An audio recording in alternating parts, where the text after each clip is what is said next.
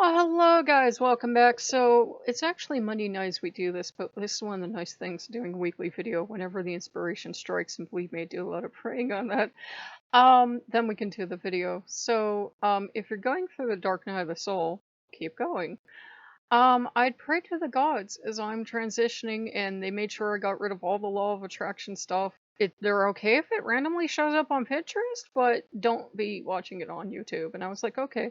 And they're weaning me off. They're weaning me off. And as they're weaning me off, I just prayed. I was like, can you please show me why this isn't good for me?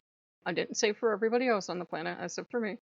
I said, could you please show me why this isn't good for me? You know, what's missing? What's missing all the new age too? Not all the new age, but like what's missing of a lot of the new age? And then I got it. I had a dream this morning, and at first I thought it was an old ex-friend, but I think it was actually Betty White in the dream. I'm in this church that's not a church, so it's been repurposed into, I think, a kind of shop. And she's sitting in this leather couch, and there's like steps going upstairs, and there's this wall of bookshelves, and there's this beautiful package that I'm drawn to, this huge box, and I want to buy it. And again, I'm in a place where I've been having these really good, happy, positive dreams lately, where I'm in a place to go ahead and go get it, and I'm like, oh, I don't know what this cost. It must cost a fortune, but oh, I can afford it. And I know it has to be expensive because it has two pictures on it, and they're both moving, which I don't think they do that in real life yet. In like, playing like a movie. And on the top, and please stay with me on this, we're still a pagan channel, is Jesus in a white robe, and it's like just from the head up, and it's the white robe and the beard and everything, looking kind of thoughtful and everything. And there's this voice in my head, and I'm seeing the nativity star, so I know who I'm talking to, as presumably God, saying Jesus knew the actual secret, the truth. you know and the truth was Jesus could do all of these things. And it's like I'm looking at the top half, it's like all these miracles, healing the sick, raising the dead and everything, because he understood the journey. And then I'm looking at the bottom half, and it's Jesus at night dressed in purple in the Garden of Gethsemane. So some of the stuff's a little early in the story, and has a crown of thorns on. And the poor mourning dove, that was epic timing. And he's sitting there, and he's giving a sense of, yes, I'm going to go do this sacrifice, and yes, I chose. That's the part of the story everybody likes to leave out. He chose. The story I grew up with, and the story most people my age grew up with, is he was like, I don't want to do this, but God, if you want me to do this, I'll go do this. But just to make it clear, this is not my first option. He chose. He chose to do it. God didn't drag him. He wasn't, drug kicking and screaming. God gave him free will. God was like, you want to get up and leave? Frankly, I don't blame you. I don't know that I would do this for these people. Remember, I did drown them all once. I gotta keep pushing him, Missy. You gotta let me have some biblical humor. I got, Anyhow, Jesus chose. And what did he choose? He chose the hero's journey. They're born, they have these fantastic adventures, they go through that dark night of the soul, as he did in the Garden of Gethsemane.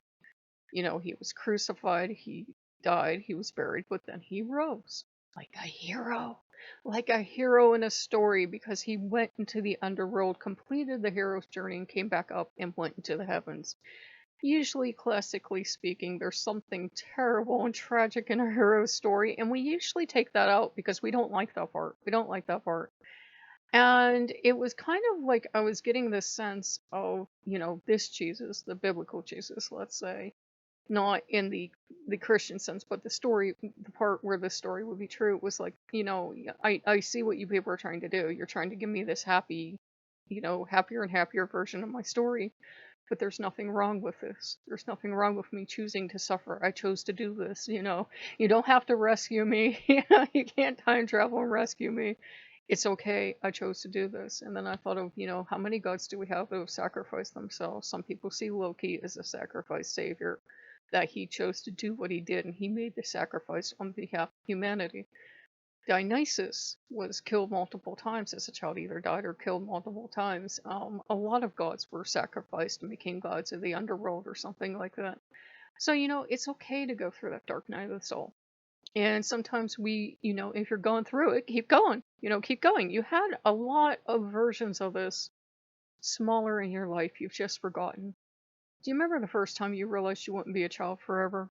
Some people might have got excited, and some of us it hit us really hard because we realized it was kind of like the first time we actually realized we might actually die. We kind of sort of thought we knew, but we kind of realized we weren't going to be kids forever. It wouldn't forever be Chuck E. Cheese's and, comic books and video games and going to school and hating the teachers and having fights with other kids and having friends with other kids and 80s and 90s dial up. I guess 90s more for, no, 80s we kind of had computers. They were sad, but we kind of had them. But, we weren't going to be that forever. And all of a sudden you didn't want to grow up anymore, right? And then you hit those awkward years, and then you hit your teenage years, and you think you're immortal, forever 21. I don't even think they have that. They don't have Aerial Postel anymore either, do they? Well, and, you can giggles and, Becker.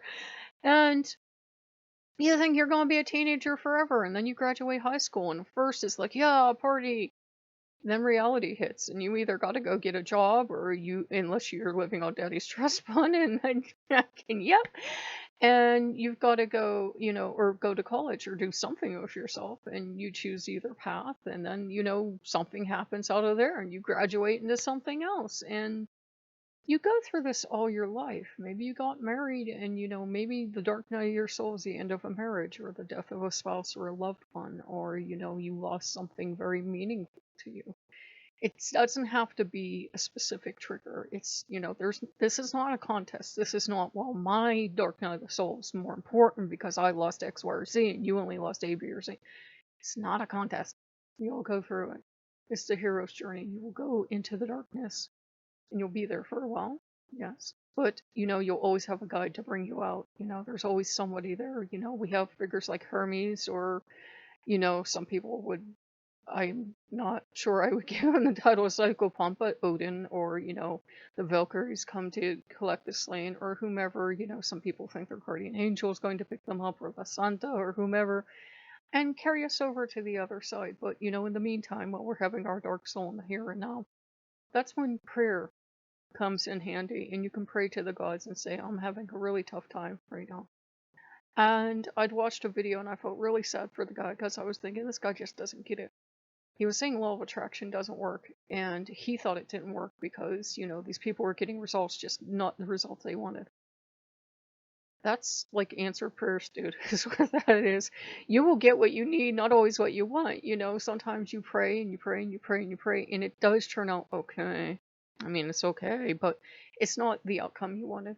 You will get an answer. It's yes, no, or wait. It's the only three answers. I don't care what faith you are, what lack of faith you are. Those are three answers. I don't care if you're total atheist and you pray to the sun just to be sarcastic. Those are the three answers that will be coming to you. Yes, no, or wait. And I've been getting on Pinterest this thing of, yeah, it's going to be okay. You were kind of scared and doing this little crazy behind the scenes panic thing, but it's going to be okay. It's going to be okay. And we all have dark nights of the souls, guys. I know it feels like a certain year that no one will mention just has never. I hope it ends soon, but it's gonna be okay. It's gonna be okay. It is gonna be okay. I've tried to cut back on the news. In fact, Freyr would be a very happy god if I never watched it again. I do occasionally look at it because weirdly it does feel like signs come through there because you guys know I'm a firm believer in signs like angel numbers, all this other stuff, my horoscope, everything. I look at all. And, I just don't overdo it, Becker.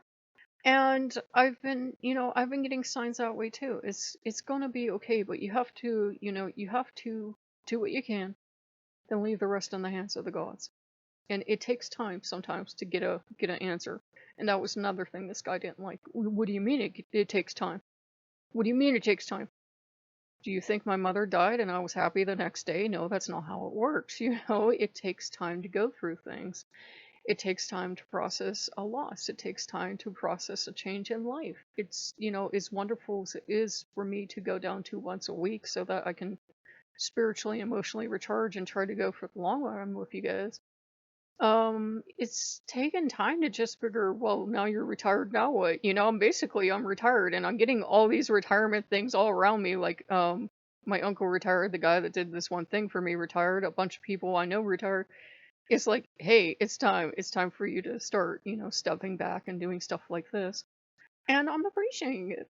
And just to tack on a little extra bonus entertainment for your Saturday, Loki is doing good. All the gods are doing good. And, Mammon was very impressed, and Mammon was kind of trying to show me that, don't put the gods in boxes. Maybe that'll help you on this. I would never pin Mammon for one being interested in pinball, but all the gods seem to think that when I am doing something for a couple hours, it must be pretty good. So everybody eventually wanders in. And he's asking, he's like, well, is this like gambling? I said, oh, yeah, everything's gambling. It's my quarter if this was a real machine against, the number of balls will give me. And, I'm betting I can play for a long time and have a long, fun game. And they're betting I can't. And that's why, it's only a quarter, but, I said that if this had been a real machine, because it had been when we got on sale we went to the winter sale and basically paid like, I think 99 cents for this game. He said, well, isn't that expensive? Because you do every time sometimes have to explain stuff with him, and that's okay. That's okay. He's my financial advisor here. I said, well, Lord, if we could go back to the 1980s, and even back then, these pinball machines were 50 cents. I said, let's say we could find a magical one for a quarter. I said, that would have gave me 4 games. I said, you've seen how I play pinball. I haven't changed in all the decades I've played. I said, that would have been 4 minutes of entertainment. Oh, I've played for 2 hours. We would be in debt right now. We would be in debt. I said, I would have trained the government's money by now. It would have been bad. And he's like, oh. I said, yeah, you've seen some of these games last 1-2 minutes. It wouldn't have been, cheap. Oh. I said, and it's not a quarter. It's like at least 50 cents the last time I played. And God, that was 2000 sometime. It's like probably like a buck or something, all right? Correct me below if I'm wrong. But, it's okay, guys. If you're going through that dark night of the soul, keep going.